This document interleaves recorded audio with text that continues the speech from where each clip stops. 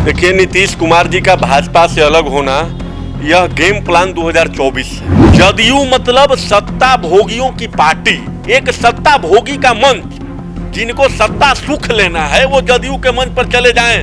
अगर बिहार का इतिहास देखा जाए तो डॉक्टर श्री कृष्ण सिंह जी के बाद अगर सबसे अधिकतम समय तक कोई रहने वाले यहाँ का मुख्यमंत्री है तो श्री नीतीश कुमार जी हैं। लेकिन इनके विकास कार्यों को देखा जाए तो यह विकास कार्य नहीं, विनाश कार्य है। बिहार के मुख्यमंत्री नीतीश कुमार केंद्र की राजनीति करेंगे और तेजस्वी यादव राज्य की राजनीति करेंगे। देखिए, ऐसा हम नहीं कर रहे, ऐसा लगातार महागठबंधन के नेताओं का कहना है। और वहीं बीते दिनों देखा जाए तो बिहार के मुख्यमंत्री नीतीश कुमार ने इशारों में यह साफ कह दिया था कि जो भी है अब तेजस्वी यादव, यानी कि बिहार के लिए जो भी है अब तेजस्वी यादव है। तो इसको लेकर आज हम बात करने के लिए पहुंचे हैं आरजेडी पार्टी के जो है राष्ट्रीय प्रवक्ता पुष्कर नारायण सिंह उनके पास। तो आइए बात करते हैं। पुष्कर जी, कैसे देखते हैं इसको? नीतीश कुमार लगातार तेजस्वी यादव की तरफ इशारा कर रहे हैं और कहीं ना कहीं ऐसा लग रहा है कि बिहार की राजनीति अब तेजस्वी यादव ही करेंगे, जो भी है बिहार के लिए तेजस्वी ही है। देखिए, नीतीश कुमार जी का भाजपा से अलग होना यह गेम प्लान 2024 है। यह तो पूरा प्लानिंग करके, चूंकि नीतीश कुमार जी के दिल में और दिमाग में कहीं न कहीं एक कुर्सी जो है वह यूं कहिए कि जब भाजपा से अलग भी हुए थे पहला बार, 14 साल का वो शादी टूट गया था, लोगों में तलाक हो गई थी दोनों पार्टी में। जिस प्रकार से देखे थे कि रोडों पर लाठी डंडा चला था जब उनका पहला बार गठबंधन टूटा था, तो उनका एक ही दिल में ख्वाहिश था कि हम इस देश का पीएम बने। अगर इस बिहारी के नाते अगर हमसे पूछिएगा पार्टी लाइन से अलग हट करके, तो यह खुशी होगा कि अगर इस राज्य का कोई भी व्यक्ति इस देश का पीएम बनता है तो इससे बड़ा खुशी की बात बिहार और बिहार वासियों के लिए कोई बड़ी बात नहीं हो सकती है। हमारा राज्य का कोई व्यक्ति अगर पीएम बनता है, चाहे वो नीतीश कुमार हो, चाहे वो कोई भी व्यक्ति हो राजनीति करने वाले, पीएम बन जाए तो यह बिहार के लिए काफी खुशी की बात होगी। लेकिन बात यह है इसमें कि जो इनके दिल में है 2024 गेम प्लान, इसीलिए भाजपा से अलग छट के तेजस्वी यादव जी से मिले।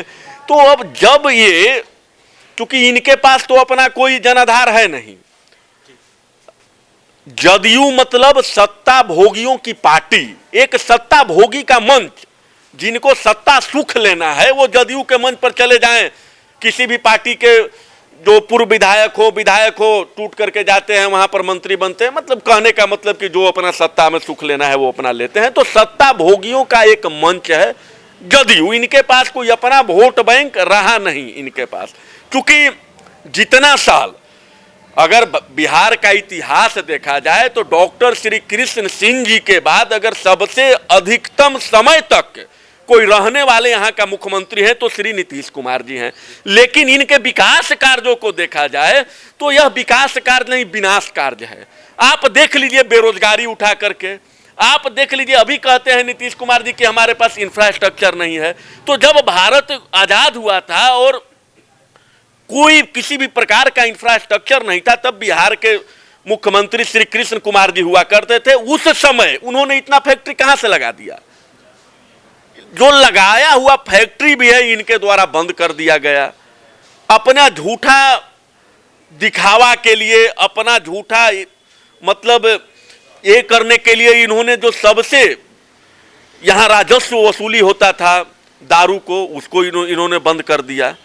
तो बेरोजगारी, आप हॉस्पिटल का स्थिति देख लीजिए इन्हीं के शासनकाल में ना। अभी बिहार के सबसे बड़े हॉस्पिटल में घोटाला पकड़ा गया है।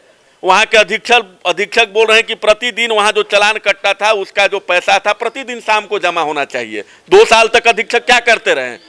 आप ही की सरकार न थी, चाहे आप महागठबंधन में रहे चाहे आप एनडीए में रहे, यहाँ पर आप लगातार मुख्यमंत्री तो आप ही रहे न हैं। तो जितना भी भ्रष्टाचार हुआ, जितना भी शेल्टर होम में देख लीजिए बच्चियों का क्या हालात हुआ, अभी तक उसका क्या हुआ? उसका यहाँ तक कि हाईकोर्ट ने संज्ञान लिया और बोला कि यह भाई कैसी सरकार है कि जब जांच का नतीजा किसी कॉर्नर पर पहुंचता है तो जांच पदाधिकारी बदल दिए जाते हैं। तो कहने का मतलब है कि ऐसे व्यक्ति के हाथों में बिहार का शासन रहा जो आज तक विकास कार्य नहीं किया है। तो भैया यह तो देश की बात है, यहाँ तो देश की बात है। अब कैसे ये पीएम बनेंगे तो उसी के लिए जब तक, अब पीएम बनने के लिए तो पूरा हमको देश में घूमना पड़ेगा। तो हम देश में घूमेंगे तो यहाँ तो किसी न किसी को तो सत्ता को कुर्सी हम देंगे ना, और उसके लिए हमको चाहिए मजबूत लठैत लोग जो हमारे लिए लड़े। गठबंधन में हैं तो यहाँ पर लठैत तो सबसे ज्यादा तो है, इसमें कहीं कोई शक नहीं है। आज भी आरजेडी के पास कैडर वोट है, इसमें भी कहीं कोई शक नहीं है। तो एनडीए के साथ जाएंगे तो इनका तो सपना पूरा नहीं होगा, और महागठबंधन के साथ हैं तो इधर दोनों का मतलब कि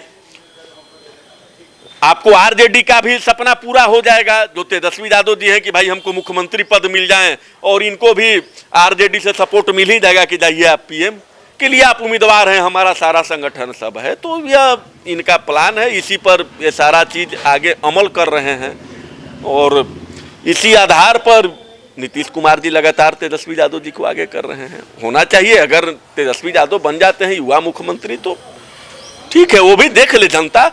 अरे जनता तो देखा ही है, आज तक जनता तो देखा ही है, बदहाली से लेकर के जंगल राज से महाजंगल राज, सब जनता तो इतना सहिष्णु हो चुका है कि आप इस पर कुछ भी डाल दीजिए, जनता अपने कंधों पर लेकर चलने के लिए तैयार है।